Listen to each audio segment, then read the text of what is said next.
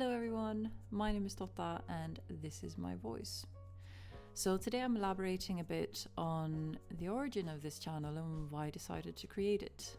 Basically, I used to be a dancer and would often struggle with portraying the emotion in the way that the choreographer would want me to.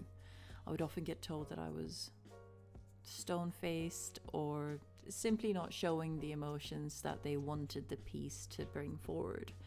And I was feeling the emotions, I was just expressing them in a way that didn't translate apparently. And that, I think, really took root in me to a point where I felt like my true expression, my narrative, was wrong. It didn't translate and it didn't belong in art. I needed to change my behavior to speak their language if I wanted to pursue arts.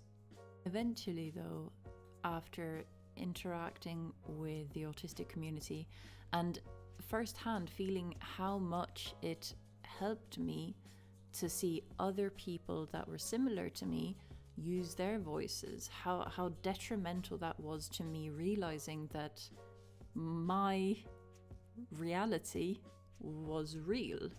The way that I am exists in the world. And I needed to hear that from other people to kind of believe it. I realized that I want to be a part of that. I want to be one of the voices that can give comfort to somebody else seeking validation. So I decided to launch this music project and write these songs where I don't change my narrative at all to conform to some sort of social norm. I wanted them to just be brutally honest, and that's what they are. But before releasing the songs, I realized that I'm not living a brutally honest life. I'm not very honest about my experiences. I mask most of my autism very, very much. And it felt there was a discrepancy between what I was launching into the world and how I felt that I shared myself right now with the people around me. So I want this channel to be a reintroduction to the world where I take one layer of the mask off, an invitation, if you will, to what goes on in my head, really. Why anyone would take the time to listen to that, I have no idea. But just to start us off, I thought I'd share just a little bit of how my mind works. These are some examples to give you a picture of something that is very much larger. And let me stress again, this is my personal experience. This is not how all autistic people feel. We are not copies of each other. We are very much individuals. So my first example is this. You know how everybody just breathes? We all do it. And we breathe instinctively, right? And if I ask you to actively breathe, think about your breathing. Actively hear it go in and hear it go out. If you breathe that actively while you try to hold a conversation, it's almost like you run out of breath, like you forget where you usually just naturally breathed. That's how I feel with everything. Everybody tunes into something instinctively that I am trying to navigate actively. And it makes it intense up here. I get drained because I'm so actively trying to do things that people kind of do instinctively and take for granted.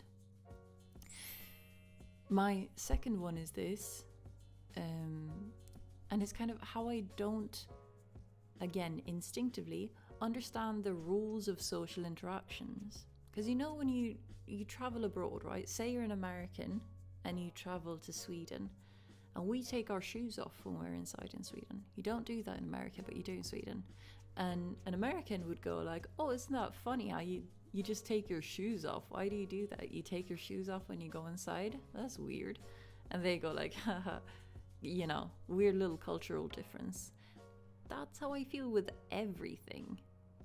I keep seeing behavior patterns in social interactions.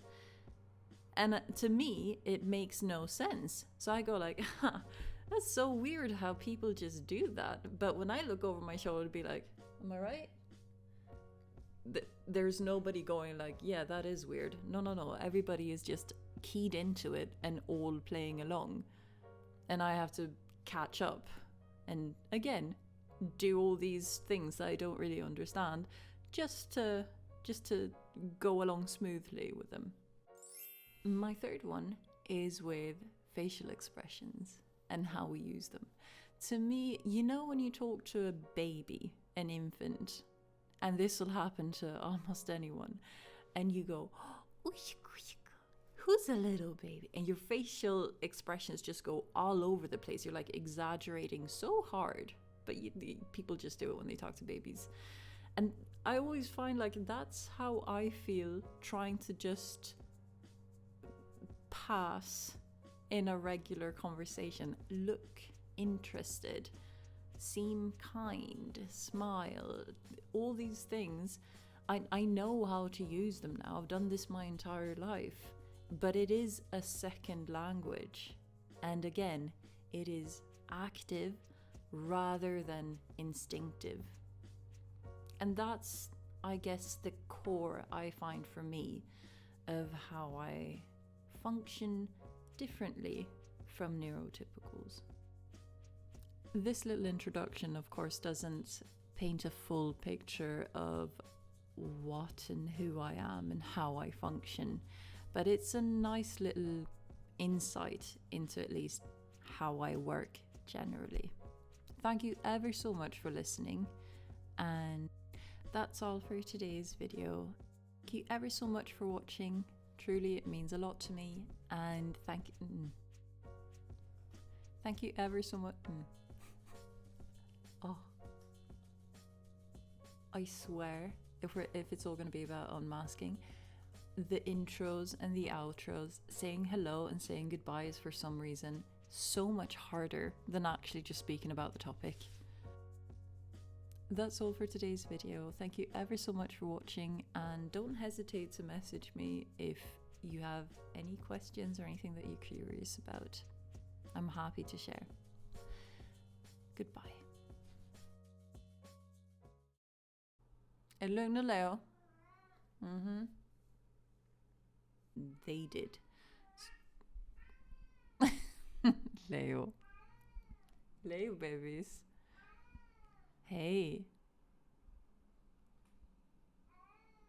Ja. Är rätt jobbigt, eller hur?